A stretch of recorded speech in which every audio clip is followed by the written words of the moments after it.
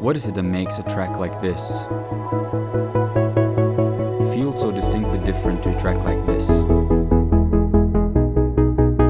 The key lies in the ear candy and the background atmospheres that are swelling and revolving around the main musical idea. These elements give some context to the main musical idea, which here is a plucked synth pattern. They create a sense of perspective, just like in a painting where you might have a main motif and a foreground, middle ground, and background. If you take away these backgrounds and middle grounds from a painting, it loses context and therefore loses the interest of the viewer. In the same way, giving your ideas some context musically can often create really lush musical landscapes that makes your ideas much more interesting and the worlds you create much more alive. So let's explore how to create these beautiful backgrounds and give some context to your musical pieces. Let's check out this demo I did and I'll show you what's going on.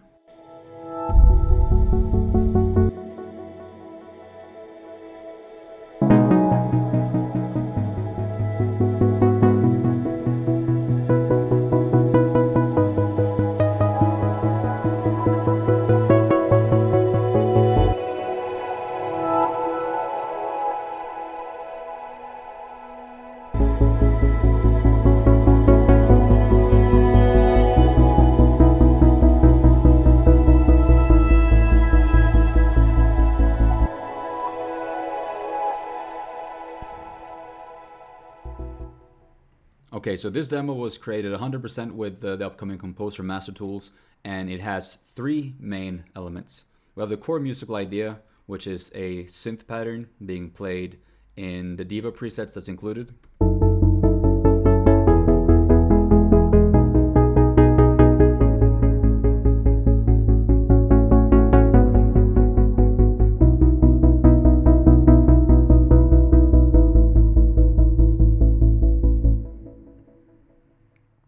Then we have the backgrounds, which are evolving tonal textures like these.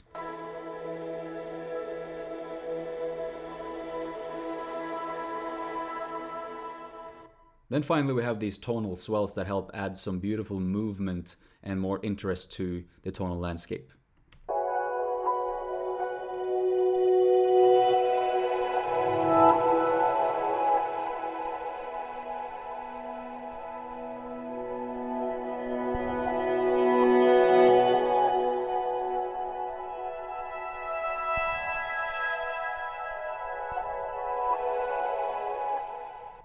So these things together creates the whole musical idea. So we have the synth part, which is in the foreground. Then we have these tonal swells that's kind of living in the middle ground, creating some movement. And then in the very back, we have these more static, evolving textures with the violins and so on. Now to recap quickly how foreground, middle ground, background in music works, anything that is moving the most and changing the most tends to jump into the foreground of our attention, whereas things that are very static, not really moving much, tends to fall into the background. And something that falls kind of in between in the hierarchy tends to fall into the middle ground. So in this case, we have the synth pattern, which is definitely moving the most. It's harmonically changing a lot and therefore goes into the forefront of our attention, whereas the background textures up here, they are not really moving, they're just staying on one note, so they tend to fall into the background.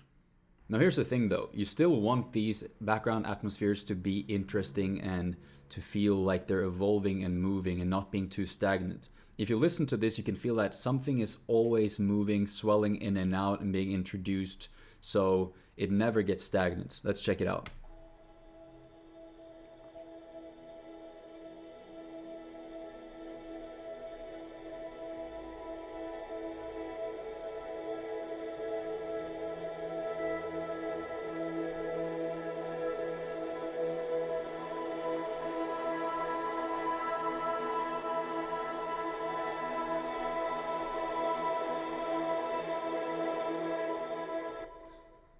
And there's a couple of reasons for this.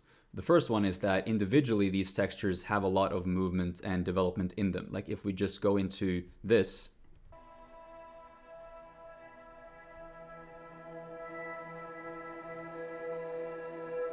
or this, or this,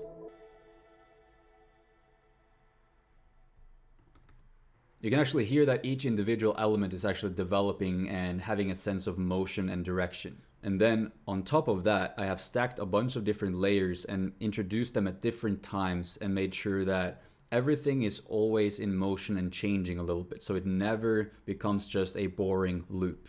You can see this with certain things being introduced and really just fading out, other things fading in, having different crossfades where the samples kind of start from scratch again, so there's always variation in the texture. Now I also got these tonal swells that help enhance these textures by adding a little bit more motion, a little bit more kind of surprises and swells that highlight different transitions, and that works as a little bit of a counterpoint to the main musical idea at times. Let's listen to that.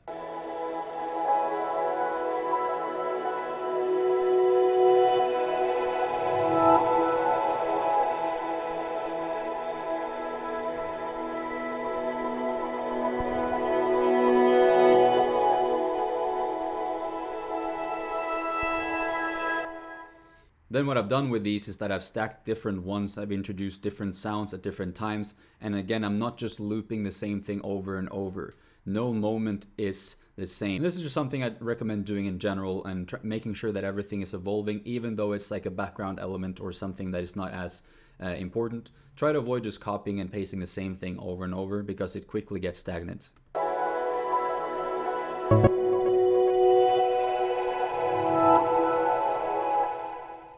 So there's some sounds that I've used more than others. I've looped this quite a few times, but then each time it's playing, it's in combination with different other sounds. This one I've used twice, this one I've used twice as well, this one I've only used once in the whole thing, same with these two. These sounds are only used once to kind of introduce something new.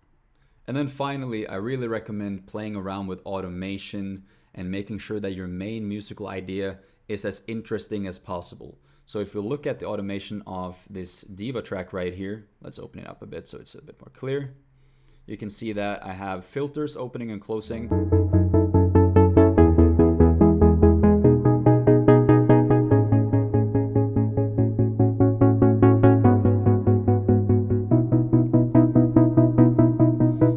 And then in addition, I have the frequency modulation depth on this instrument, and I'm pretty sure there's a lot of velocity movements happening here too.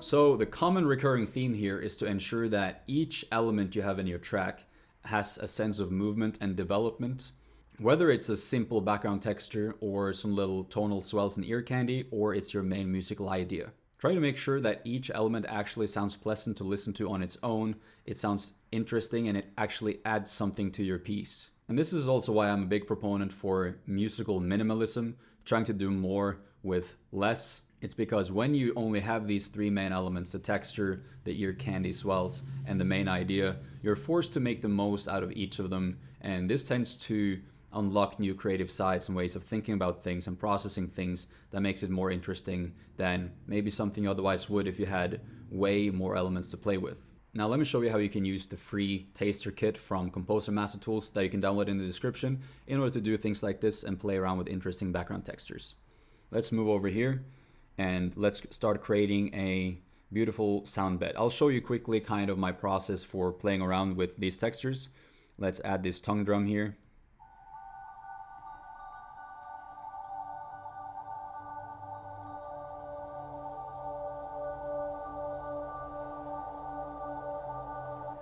Cool, you can see that this one is evolving and developing over quite a long time. So I'm going to use this as kind of like the main bed of this ambience. Then I'm going to grab another one. I'm going to introduce it a little bit later in the sequence. And this is also in D, so it should be good here. I might make this fade in a little bit more. Take it down in volume. You can see this is also panned a little bit to the left while the other one is panned slightly to the right. I'm just going to keep the existing tracks right now just to make this simple for ourselves. Next, let's take this Arctic texture.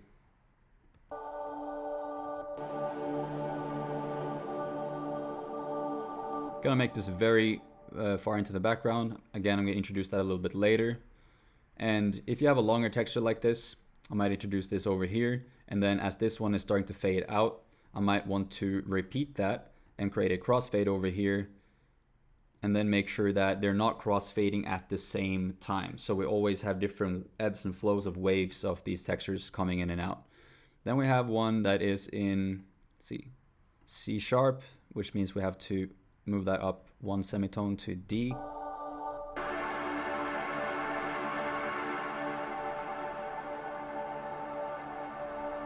Sweet, that sounds really nice.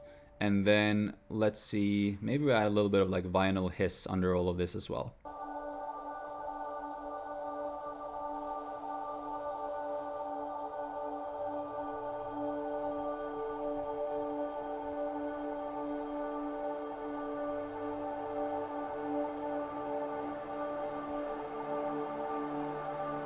Now I have a texture that is evolving and moving. Let's see if we maybe want to use some of this just to make it evolve a little bit quicker. I'm going to move this from F and down 3 semitones to D.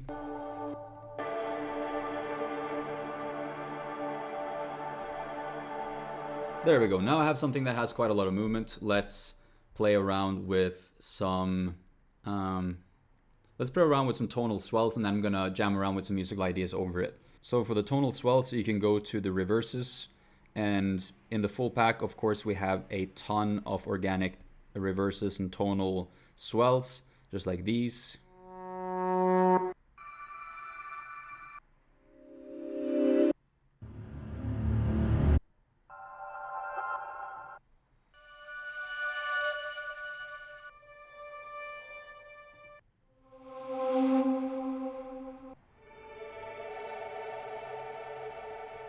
But for now, let's go back to the free kit and we can see what we can do with these. So we have this swell, which is in B flat major, and let's just transpose this to work with the rest of the track.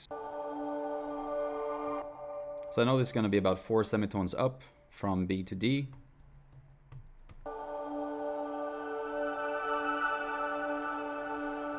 That works. Maybe we introduce that a couple of times. And then we have this one. This one is an interesting little swell, things from a flugelhorn. That works in the original key. Let's introduce it a little bit later, maybe down a few semitones.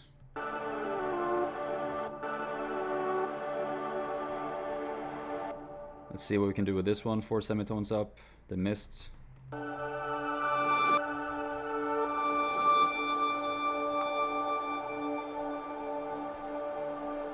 And then we'll do the C voice swell. I'll move that up to D as well.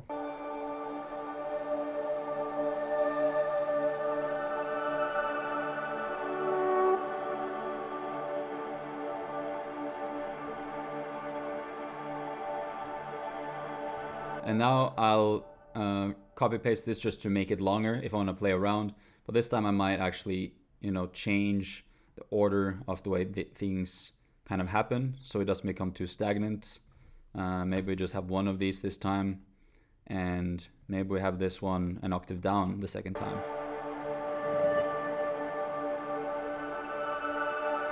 Maybe this one an octave down as well, just to create some more variation.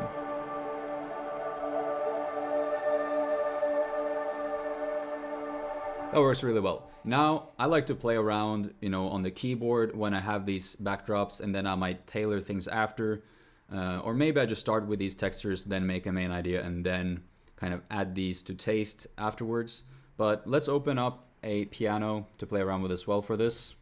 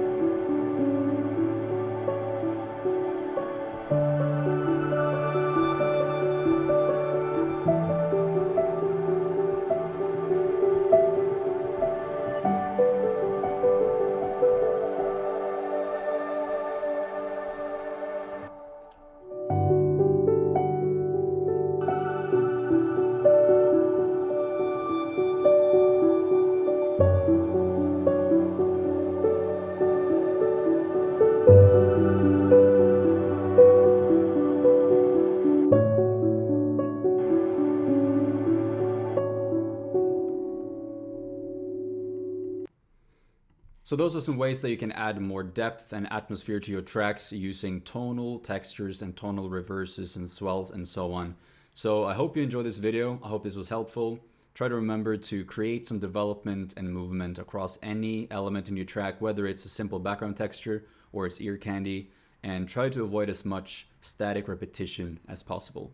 Hope that was helpful. Download the sample pack in the link below, and I'll see you in the next video.